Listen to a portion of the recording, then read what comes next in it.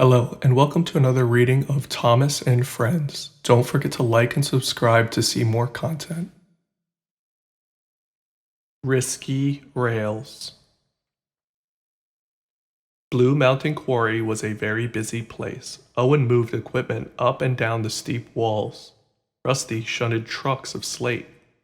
The quarry engines were smaller and lighter than the other engines and ran on special tracks.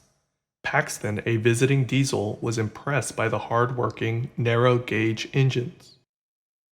Suddenly, with a rumble, London Bridge began to collapse. Rene saw the danger ahead and tried to stop, but his heavy load pushed him across the bridge. Rene's was safe. Everyone was relieved. Then they saw poor Paxton half buried in stone. He wasn't hurt, but he needed some repairs. Sir Topham Hatt asked Thomas to work in Paxton's place. I like working with my narrow-gauge friends, he peeped. He chugged off to the quarry, where he was met with whistles of welcome.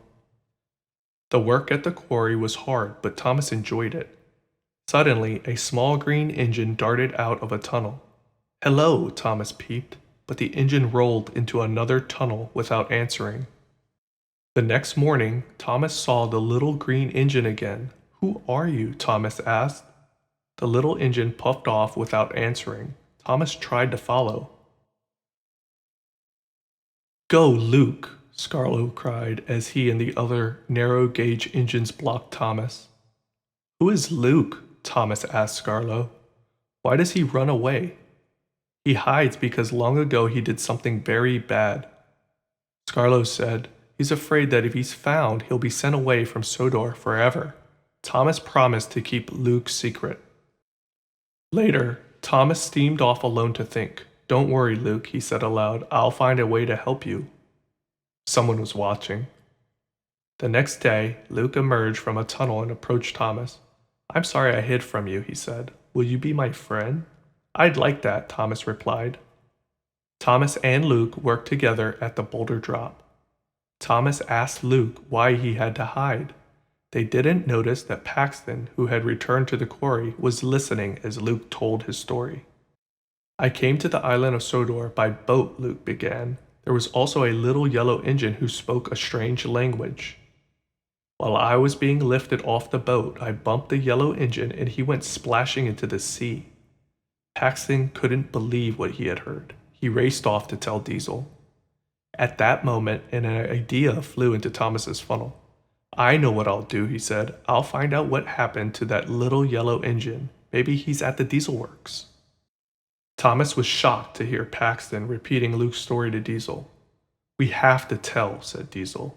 Luke will have to leave Sodor forever. Thomas had to find the little yellow engine. He chuffed to the steamworks to talk to Victor. That engine was me, Victor said. Victor's story about his journey to Sodor matched Luke's, but there was one big difference. The chains of holding my wheels were broken, he said. That's why I slid into the sea when the green engine bumped me. When Cranky fished me out, I was in a terrible state. It was an accident, peeped Thomas, and you were repaired. Yes, said Victor. I chose to be painted red, a new color for my bright new life. I have to tell Luke, Thomas said. Is Luke the little green engine? Asked Victor. Yes, said Thomas, and he needs your help. Later, Diesel and Paxton found Luke at the quarry. Luke rolled up the narrow gauge tracks where Thomas and the other engines couldn't follow. You can't hide now, shouted Diesel. Sir Topham Hatt is coming to kick you off Sodor. Even Thomas can't save you. Yes, I can, Thomas peeped as he sped into the quarry. Rocky and Owen helped Thomas climb all the way up the quarry walls. But Thomas's wheels were too big for the narrow gauge tracks at the top. They jumped off the rails and Thomas rolled toward the edge of the cliff. Help! Thomas peeped. Just then, Luke came around the bend. Watch out, Thomas, cried Diesel. He's going to push you off, just like he did to that yellow engine. Don't worry, said Luke. I'll pull you back to Owen. And slowly, but surely, he pulled Thomas back toward the platform. Luke felt strong. Luke got Thomas safely to Owen's platform, but the two engines weighed too much for Owen. The platform began to drop straight down. Cinders and ashes, peeped Thomas. Gears whined, sparks flew, but Owen brought Thomas and Luke safely down. Just then, Sir Topham Hatt arrived with Mr. Percival, the narrow gauge controller. They were confused and angry. Then Victor steamed into the quarry. Luke, you didn't push me, he said. It was an accident. Sir Topham Hatt was upset with Diesel. You didn't find out what really happened, he said, and the real story is what matters. Well done, Thomas, said Sir Topham Hatt. Today is a happy day for Mr. Percival and his engines. Thomas has made it a happy day, sir, Luke said. He's my hero and my friend. Thomas and all his friends, new and old, whistled happily.